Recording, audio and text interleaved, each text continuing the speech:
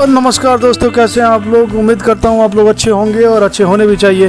दोस्तों, आपका prime stories में बहुत बहुत स्वागत है। दोस्तों, आपको बताना चाहूँगा कि महाराष्ट्र की सियासत में आज का दिन बेहद अहम माना जा रहा है, क्योंकि लंबे समय के बाद राज ठाकरे और उद्धव ठाकरे आखिरकार साथ आ गए हैं। दोनों चचेरे भाइयों ने एक साथ मंच साझा किया और साथ ही गले भी मिले दोस्तों। और इसी के साथ मुंबई में फिर से गुंडागर्दी चरम पे है।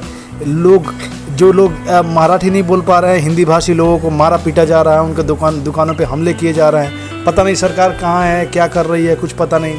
देवेंद्र फडणवीस का कोई स्टेटमेंट नहीं आया है। हालांकि नीतीश राणे उन्होंने ज़रूर बोला है इस पर कि ये गुंडागर्दी नहीं चलेगी, लेकिन अभी तक कुछ हो नहीं पाया है। पता नहीं, मुझे तो ऐसा लग रहा है कि यार इतनी गंदी राजनीति तो नहीं होनी चाहिए। ये लोग देश को बांटने का काम कर रहे हैं। मतलब कि हिंदी नहीं आता तो मतलब मारेंगे पीटेंगे। ये क्या हुआ। मराठी लोग भी तो बाहर रहते हैं। ऐसा नहीं है कि वो महाराष्ट्र में ही रहते हैं। दिल्ली में कितने सारे लोग रहते हैं, यूपी में कितने सारे लोग रहते हैं, महाराष्ट्र के लोग। तो वो लोग, उन पे तो कभी हमला नहीं होता।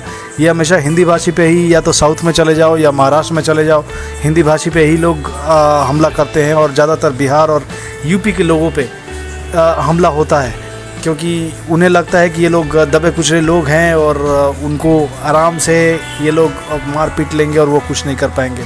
अगर इतना ही है तो राज ठाकरे को मैं कहना चाहूँगा कि जाके बॉलीवुड को मराठी क्यों नहीं बना देते हैं। बॉलीवुड में हिंदी फिल्में रिलीज़ क्यों होती हैं। सलमान खान को जाके मराठी सिखा दे, अमिताभ बच्चन को जाके मराठी सिखा दे, लेकिन ये उनसे नहीं होगा। ये केवल बिहार के गरीब मज़दूरों को, यूपी के गरीब मज़दूरों को, उनको जाके मारेंगे पीटेंगे। पता नहीं राजनीति कहाँ ही जा रही है। अभी अगर देखें तो राज ठाकरे और उद्धव ठाकरे की दोनों की हालत बहुत ही ख़राब है।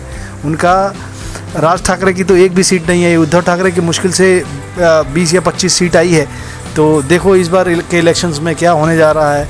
उद्धव ठाकरे की तो शिवसेना, जो रियल नेम है, जो उनके पिता ने शुरू की बालासाहेब ठाकरे ने, वो भी ख़त्म हो गया है। देखिए, सब पॉलिटिक्स है, पर्दे के पीछे क्या चल रहा है किसी को कुछ नहीं पता। लेकिन मैं तो इतना कहना चाहूँगा कि ये इस तरह से नहीं होना चाहिए। भारत में हर राज्य, हर किसी के लिए, कोई भी कहीं भी जा सकता है, कहीं भी रह सकता है। एक देश है ये। इस मीटिंग में राज ठाकरे ने कहा कि मंत्री दादा भूसे मेरे पास आए और मुझसे उनकी बात सुनने का अनुरोध किया। मैंने उनसे कहा कि मैं आपकी बात सुनूंगा, लेकिन राज़ी नहीं होऊंगा। मैंने उनसे पूछा कि उत्तर प्रदेश, बिहार और राजस्थान की तीसरी भाषा क्या होगी। सभी हिंदी भाषी राज्य हमसे पीछे हैं और हम सभी हिंदी भाषी राज्यों से आगे हैं। फिर भी हमें हिंदी सीखने के लिए मजबूर किया जा रहा है, क्यों। राज ठाकरे ने कहा कि मुझे हिंदी से कोई शिकायत नहीं है। कोई भी भाषा बुरी नहीं होती। भाषा को बनाने में मेहनत लगती है। मराठा साम्राज्य के दौरान हम मराठी लोगों ने कई राज्यों पर राज किया, लेकिन हमने उन हिस्सों पर कभी मराठी नहीं थोपी। उन्होंने हम पर हिंदी थोपने का प्रयोग शुरू किया और यह परखने की कोशिश की कि अगर हम इसका विरोध नहीं करेंगे तो मुंबई को महाराष्ट्र से अलग कर देंगे। उन्होंने कहा, वे कहते हैं कि हमारे बच्चे अंग्रेजी माध्यम के स्कूलों में पढ़े हैं, तो क्या हुआ। दादा भूसे मराठी स्कूलों में पढ़े और मंत्री बने। देवेंद्र फडणवीस अंग्रेजी माध्यम के स्कूल में पढ़े और महाराष्ट्र के मुख्यमंत्री बने, तो क्या हुआ। राज ठाकरे ने कहा कि मैं आपको बता दूं कि मैंने मराठी स्कूल में पढ़ाई की है, लेकिन मेरे पिता श्रीकांत ठाकरे और चाचा बालासाहेब ठाकरे अंग्रेजी माध्यम के स्कूल में पढ़े हैं। क्या कोई उनके मराठी प्रेम पर सवाल उठा सकता है। कल मैं भी सीखूंगा। क्या कोई मराठी गर्व पर सवाल उठाएगा, ऐसा राज ठाकरे का कहना है।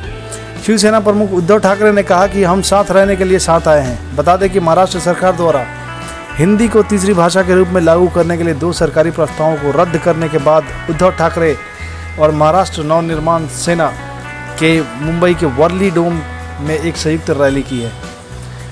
उद्धव ठाकरे ने कहा कि आप पहले ही हमारा काफ़ी इस्तेमाल कर चुके हैं। अगर आपको बालासाहेब ठाकरे का समर्थन नहीं मिला होता तो महाराष्ट्र में आपको कौन जानता था। आप हमें हिंदुत्व के बारे में सिखाने वाले कौन होते हो।